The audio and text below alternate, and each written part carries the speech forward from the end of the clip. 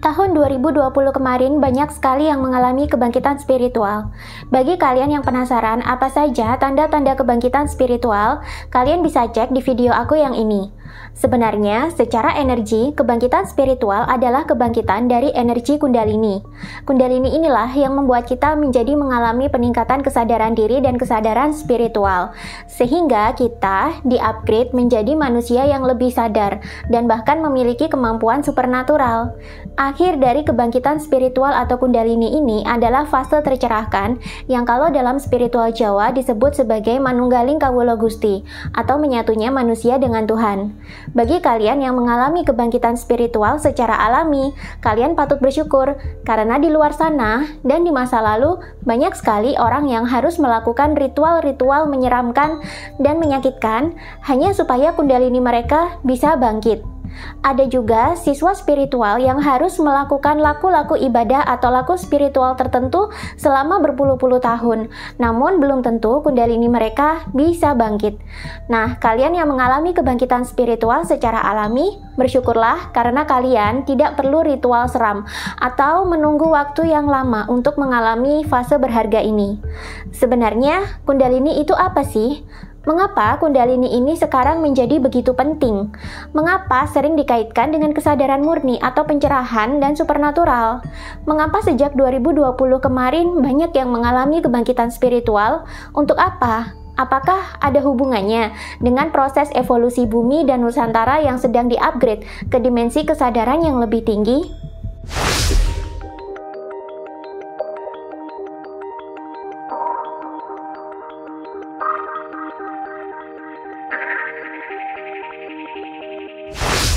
Salah satu hal supernatural yang akan kalian alami di masa-masa kebangkitan spiritual adalah kalian akhirnya jadi bisa mengakses memori leluhur kalian kembali.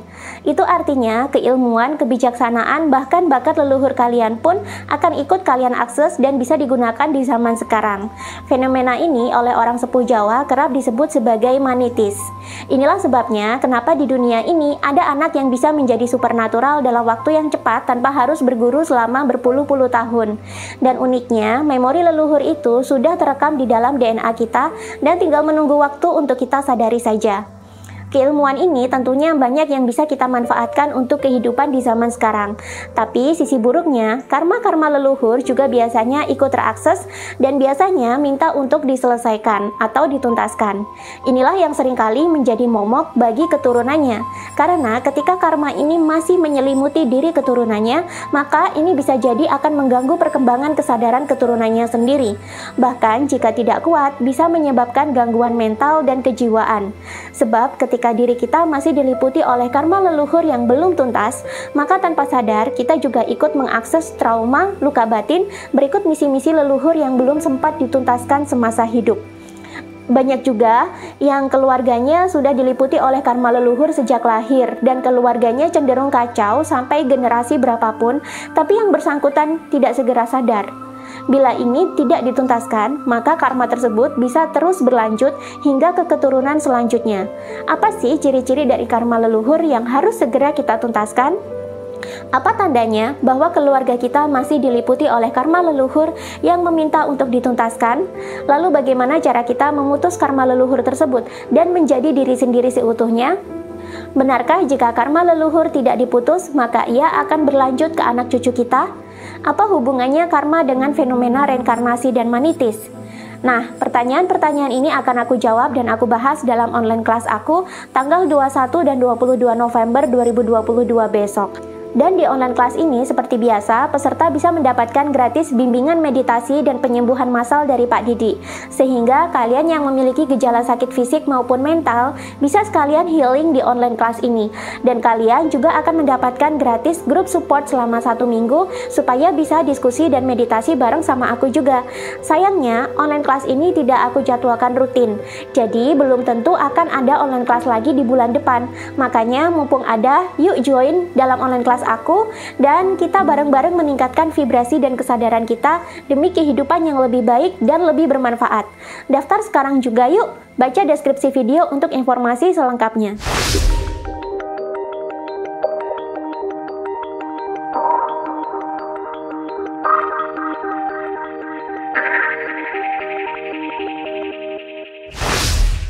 Di zaman kuno, kita mungkin pernah mendengar ritual-ritual mengerikan dan menyeramkan yang dilakukan oleh orang-orang di zaman dulu yang tujuannya adalah untuk membangkitkan kundalini mereka.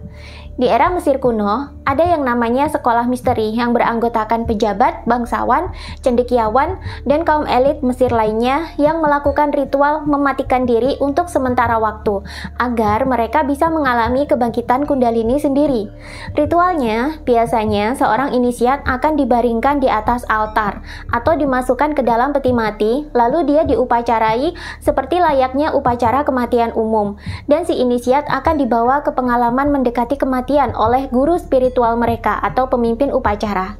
Dalam pengalaman ini, seorang inisiat akan mengalami hal-hal mengerikan secara mimpi atau transenden yang berfungsi untuk membawa mereka benar-benar ke titik nol atau pengalaman mendekati kematian. Setelah mengalami pengalaman mendekati kematian selama beberapa jam atau beberapa hari, seorang inisiat akan dibangunkan. Dia lantas dianggap telah terlahir kembali dan kundalini dia telah aktif. Untuk selanjutnya, inisiat ini bisa dikatakan telah mengalami kebangkitan spiritual dan akan terus mengalami peningkatan kesadaran hingga akhirnya tercerahkan.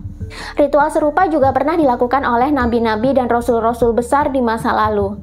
Dalam buku sejarah dunia yang disembunyikan disebutkan bahwa Ibrahim, yakni bapak besar agama Samawi, juga melakukan ritual serupa. Nabi Musa juga, Zarathustra juga, bahkan filsuf Yunani kuno seperti Sokrates pun melakukannya. Sampai sekarang, ritual seram sering masih dilakukan di beberapa negara. Di Jawa, ada ritual topo pendem yang bisa saja menghasilkan kebangkitan kundalini. Di Bali, ada ritual sedaraga yang memiliki metode serupa. Ritual ini juga lazim dilakukan oleh secret society yang kita kenal seperti Freemason, Illuminati, atau Rosicrucian. Bahkan mungkin di perkumpulan rahasia lain, ritual semacam ini masih dilakukan. Ritual seram ini banyak dipraktekkan oleh orang-orang zaman dulu, karena ini dianggap sebagai cara cepat untuk mematikan atau mengenolkan manusia, sehingga segala kotoran akibat karma dalam pikiran dan tubuh bisa bersih dalam waktu singkat dan kundalini bisa naik. Selengkapnya bisa kalian tonton sendiri di video aku yang ini. Kundalini sendiri adalah energi kehidupan yang sekaligus menjadi energi spiritual manusia. Tanpa kundalini, manusia akan mati. Namun umumnya, manusia terlahir dalam kondisi kundalininya masih dalam keadaan dorman atau tertidur. Energi kundalini ini biasanya dalam keadaan tidur di pangkal tulang ekor. Ketika kundalini masih tertidur ini, manusia masih berada dalam kondisi tidak sadar atau acetana. Manusia tidak tahu siapa dirinya, siapa jati dirinya, dia itu apa, untuk apa dia hidup di dunia, tidak tahu asalnya, tidak tahu kemana ia akan pergi setelah hidup, dan pengetahuannya tentang alam semesta dan kehidupan sangat terbatas. Banyak hukum-hukum alam dan pengetahuan kosmos yang tertutup darinya karena kesadarannya belum bangkit, dan ia belum bisa menerima apa yang dikatakan sebagai rahasia semesta ini. Rahasia semesta adalah hukum-hukum alam dan pengetahuan kehidupan yang hanya bisa dipahami oleh orang-orang yang sudah sadar. Ketika energi kundalini bangkit, maka dia akan naik ke atas sampai ke puncaknya di cakra mahkota sambil membersihkan cakra-cakra yang dilaluinya. Ketika cakra-cakra manusia ini sudah bersih, manusia akan mengalami peningkatan kesadaran satu persatu. Ketika semua cakra sudah dibersihkan dan seimbang, dan ketika kundalini ini sudah sampai di cakra mahkota dan berhasil membersihkannya, manusia berpotensi menjadi tercerahkan, atau kalau dalam spiritual Jawa disebut sebagai manunggaling kawula Gusti, atau bersatunya manusia dengan Sang Pencipta. Ini adalah pencapaian spiritual tertinggi yang bisa diperoleh manusia. Di tahap ini pula lah manusia jadi benar-benar sadar tentang siapa dirinya, siapa jati dirinya, apa tujuannya hidup di dunia ini, dan ia jadi bisa mengendalikan dirinya sendiri dengan mudah. Kesadarannya telah kembali sepenuhnya. Di tahap ini juga manusia menjadi sebuah kesadaran murni, tidak ada intervensi dari pikiran, perasaan, maupun entitas lain. Hanya murni manusia yang sejati dengan sang sumber hidup. Manusia benar-benar menjadi master atau tuan atas tubuh, jiwa, dan pikirannya. Energi hidupnya benar-benar langsung energi dari Tuhan. Pikiran dan tindakan tindakannya juga menjadi selaras dengan Tuhan dan hukum-hukum alam. Pengetahuan hidup dan semesta yang semula rahasia kini menjadi terbuka dan mudah ia pahami. Di tahap inilah manusia menjadi sadar atau jawa, atau disebut juga telah menjadi cetana. Kundalini ini memang sering diidentikan dengan kesadaran spiritual dan kekuatan supernatural. Namun pada dasarnya, Kundalini itu lebih banyak manfaatnya daripada hanya sekedar menjadikan manusia menjadi supernatural. Berikut ini adalah 12 manfaat yang bisa dialami manusia ketika Kundalini mereka sudah bangkit. 1. Cakra-cakra menjadi bersih. Manusia memiliki banyak sekali cakra yang menjadi pusat-pusat energi dalam tubuh. Cakra inilah yang mengalirkan energi ke organ-organ tubuh yang ada di sekitarnya. Cakra yang baik dan menyala seimbang akan membuat hidup manusia lebih baik secara kesehatan fisik, mental, dan jiwa. Sebaliknya, cakra yang tersumbat, kotor, dan tidak bisa menyala seimbang akan membuat hidup manusia tidak seimbang, mengalami sakit di bagian fisik, mental, atau bahkan gangguan kejiwaan. Tanpa sadar, segala kotoran hidup yang melekat dalam diri semenjak kita tumbuh ternyata bisa membuat beberapa cakra menjadi tersumbat dan kotor. Kotoran hidup ini bisa berupa trauma, depresi, mindset yang buruk, atau timbunan karma buruk yang membuat cakra tidak bisa bekerja secara optimal.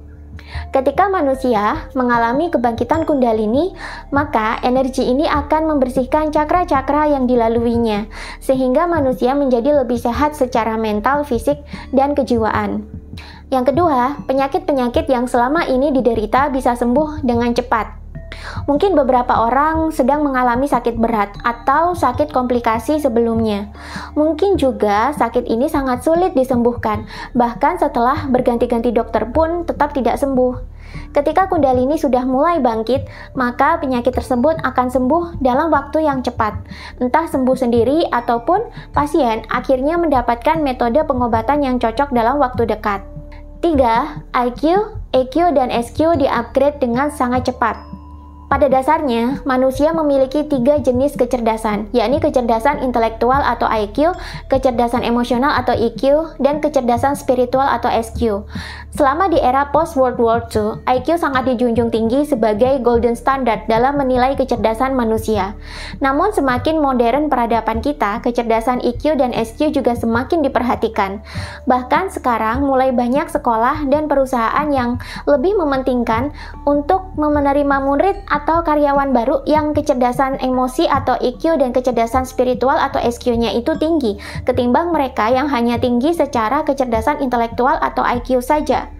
Padahal untuk mendorong kesuksesan seseorang, yang paling bagus adalah ketiga-tiganya bisa berjalan optimal. Tapi memang mengoptimalkan IQ, EQ, dan SQ secara bersamaan itu sulit dan bisa memakan waktu belasan hingga puluhan tahun. Tapi ketika Kundalini sudah bangkit, kecerdasan tiga ini akan lebih mudah untuk diberdayakan dan waktunya juga sangat cepat. Makanya orang yang Kundalininya aktif, dia akan menjadi sangat cerdas, namun juga menjadi taktis, bisa mengelola emosi dengan baik dan menjadi bijaksana. 4. Kemampuan supernatural dalam tubuh menjadi bangkit.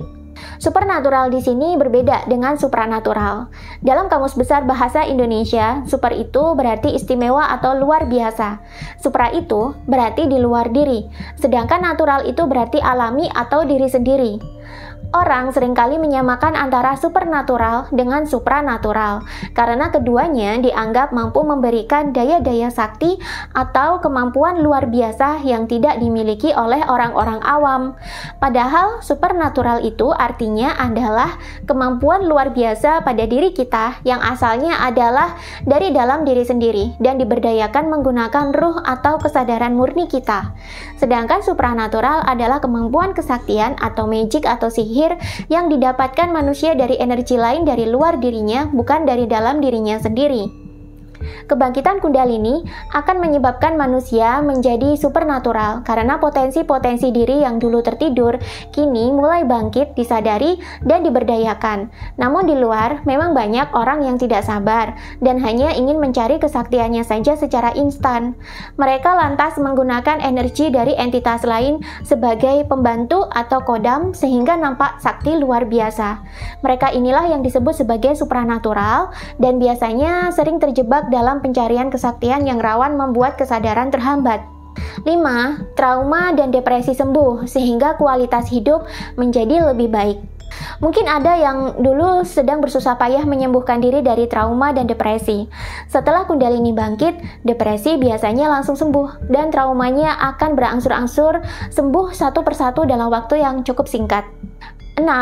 Membawa manusia ke dimensi keberlimpahan. Dimensi keberlimpahan adalah dimensi di mana manusia jadi mudah mendapatkan limpahan rejeki. Rejeki ini bisa berupa harta, jabatan, popularitas, kesempatan karir, barang bernilai, penghargaan, atau kemujuran-kemujuran lainnya. Hidup manusia akan menjadi serba cukup, bahkan mulai terasa berlebih. Karirnya akan terus menanjak ke atas. Dia jadi lebih mudah naik jabatan. Bagi yang memiliki bisnis atau usaha, penghasilannya terus meningkat dalam kelipatan yang besar. Derajat sosialnya juga terangkat secara otomatis, dan tidak jarang kelipatannya ini sangat fantastis. Dalam program private healing online yang diasuh oleh Pak Didi, beberapa klien ada yang mendapatkan pembersihan jalur Kundalini, sehingga energi Kundalini mereka bisa bangkit dan naik dengan sendirinya. Dan ternyata beberapa di antara mereka mengalami hasil limpahan rejeki yang luar biasa. Ada yang sebelumnya benar-benar terpuruk dan minus, hanya dalam waktu beberapa bulan saja langsung memiliki penghasilan puluhan juta rupiah per bulan. Ada juga yang bisa menghasilkan miliaran rupiah per bulan dalam waktu beberapa minggu saja, padahal sebelumnya benar-benar terpuruk dalam kejatuhan finansial yang dalam. 7. Membantu manusia menyatu atau melebur dengan alam. Dalam waktu cenderung cepat, manusia jadi merasa menyatu dengan alam. Secara fisik, mereka memang tetap utuh sebagai manusia. Namun secara jiwa atau rasa, manusia jadi memiliki kecenderungan untuk melebur dengan alam. Dan ini ternyata memiliki efek healing yang luar biasa. Kalau menurut pengalaman saya, melebur dengan alam juga membuat kita semakin mudah untuk semeleh atau pasrah atau surrender. Tapi ini bukan berarti kita jadi pasrah, nggak ngapa-ngapain, nggak kerja, nggak belajar, dan tidak berusaha untuk mencari makan. Melainkan kita tetap mengoptimalkan potensi kita sebagai manusia yang selalu terus berkarya dan belajar. Namun di satu sisi kita juga jadi pasrah dengan alam, tidak mengalami kemelekatan dengan hasil akhir. Saya jadi lebih mudah tawakal, dan ternyata menyandarkan diri kita ke alam atau melebur ke alam memang memiliki efek penguatan yang luar biasa. Kita menjadi kuat secara alami dan tidak lagi khawatir dengan masa depan. Kita jadi bisa menjalani kehidupan dengan mantap dan nyaman. 8. Membantu menyeimbangkan pikiran atau mind, tubuh atau body, dan jiwa atau soul. Dalam pengobatan Ayurveda atau bentuk pengobatan holistik lainnya, diakui bahwa penyebab manusia sakit adalah karena ada ketidakseimbangan antara pikiran atau mind, tubuh atau body, dan jiwa atau soul. Ketika energi Kundalini ini sudah bangkit, maka dengan sendirinya kita akan menjadi lebih mudah untuk menyeimbangkan pikiran, tubuh, dan jiwa kita. Bahkan lama-lama akan semakin mudah, semudah kita menjentikkan jari, sehingga hidup kita menjadi lebih sehat secara mental, jiwa, dan fisik. 9. Membuat manusia kebal terhadap serangan metafisika. Penyakit metafisika yang biasanya disebabkan karena santet atau pelet atau bentuk gangguan sihir lainnya memang masih menjadi momok yang menyeramkan di Indonesia. Beberapa orang memang tidak bisa mempercayai jenis penyakit ini ada, namun kenyataannya penyakit ini ada dan bisa membunuh manusia tanpa menyentuh.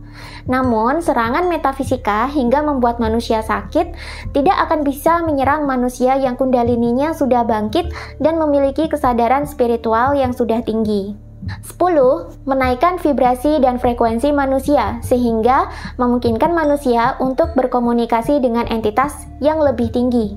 Entitas yang lebih tinggi ini bisa berupa malaikat ataupun dewata. Bahkan tidak menutup kemungkinan komunikasi dengan makhluk ekstraterestrial dari dimensi yang lebih tinggi pun bisa dilakukan.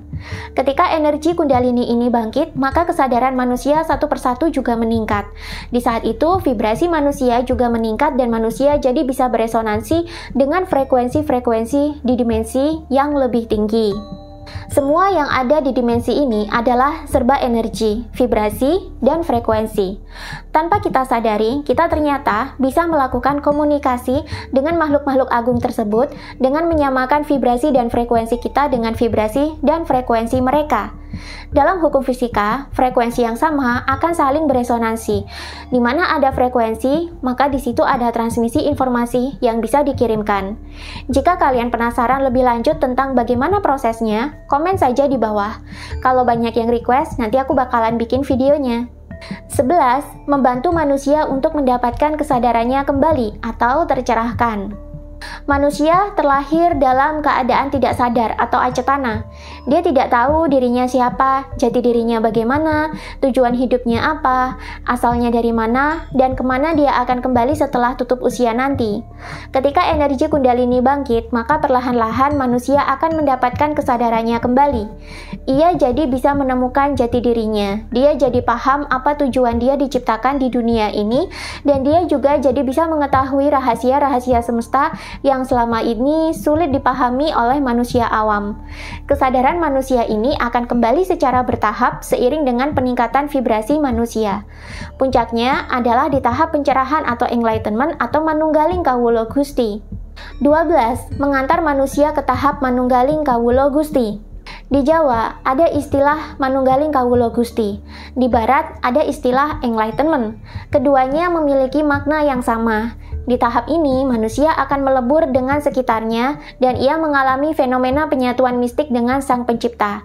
Di tahap inilah manusia menjadi kesadaran murninya, yakni diri sejatinya yang benar-benar murni tanpa intervensi pikiran, perasaan maupun intervensi makhluk atau entitas lain. Manusia menjadi sadar bahwa ruhnya atau dirinya yang sejati adalah bagian dari Tuhan. Energinya menjadi sangat besar. Pikirannya, tindakannya, keputusannya menjadi pikiran, tindakan, dan keputusan Tuhan.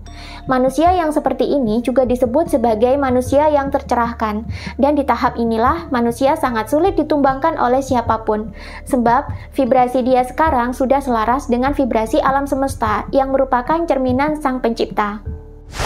Salah satu hal supernatural yang akan kalian alami di masa-masa kebangkitan spiritual adalah kalian akhirnya jadi bisa mengakses memori leluhur kalian kembali. Itu artinya keilmuan, kebijaksanaan, bahkan bakat leluhur kalian pun akan ikut kalian akses dan bisa digunakan di zaman sekarang. Fenomena ini oleh orang sepuh Jawa kerap disebut sebagai manitis. Inilah sebabnya kenapa di dunia ini ada anak yang bisa menjadi supernatural dalam waktu yang cepat tanpa harus berguru selama berpuluh-puluh tahun. Dan uniknya, memori leluhur itu sudah terekam di dalam DNA kita dan tinggal menunggu waktu untuk kita sadari saja. Keilmuan ini tentunya banyak yang bisa kita manfaatkan untuk kehidupan di zaman sekarang. Tapi sisi buruknya, karma-karma leluhur juga biasanya ikut terakses dan biasanya minta untuk diselesaikan atau dituntaskan. Inilah yang seringkali menjadi momok bagi keturunannya. Karena ketika karma ini masih menyelimuti diri keturunannya, maka ini bisa jadi akan mengganggu perkembangan kesadaran keturunannya sendiri. Bahkan jika tidak kuat, bisa menyebabkan gangguan mental dan kejiwaan. Sebab ketika diri kita masih diliputi oleh karma leluhur yang belum tuntas, maka tanpa sadar kita juga ikut mengakses trauma, luka batin, berikut misi-misi leluhur yang belum sempat dituntaskan semasa hidup. Banyak juga yang keluarganya sudah diliputi oleh karma leluhur sejak lahir dan keluarganya cenderung kacau sampai generasi berapapun, tapi yang bersangkutan tidak segera sadar.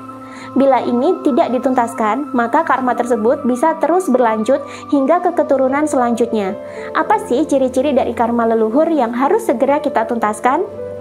Apa tandanya bahwa keluarga kita masih diliputi oleh karma leluhur yang meminta untuk dituntaskan? Lalu bagaimana cara kita memutus karma leluhur tersebut dan menjadi diri sendiri seutuhnya? Benarkah jika karma leluhur tidak diputus, maka ia akan berlanjut ke anak cucu kita? Apa hubungannya karma dengan fenomena reinkarnasi dan manitis? Nah, pertanyaan-pertanyaan ini akan aku jawab dan aku bahas dalam online kelas aku tanggal 21 dan 22 November 2022 besok. Dan di online kelas ini, seperti biasa, peserta bisa mendapatkan gratis bimbingan meditasi dan penyembuhan massal dari Pak Didi. Sehingga kalian yang memiliki gejala sakit fisik maupun mental, bisa sekalian healing di online kelas ini. Dan kalian juga akan mendapatkan gratis grup support selama 1 minggu, supaya bisa diskusi dan meditasi bareng sama aku juga. Sayangnya, online kelas ini tidak aku jadwalkan rutin. Jadi, belum tentu akan ada online kelas lagi di bulan depan. Makanya, mumpung ada, yuk join dalam online kelas podcast aku, dan kita bareng-bareng meningkatkan vibrasi dan kesadaran kita demi kehidupan yang lebih baik dan lebih bermanfaat. Daftar sekarang juga yuk, baca deskripsi video untuk informasi selengkapnya.